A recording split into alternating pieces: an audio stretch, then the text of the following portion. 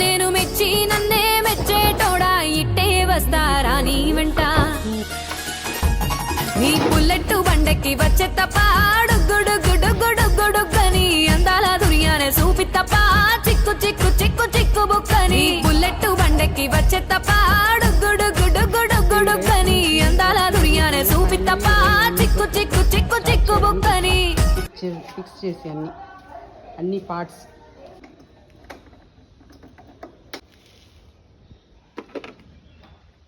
Try చేస్తున్నారు.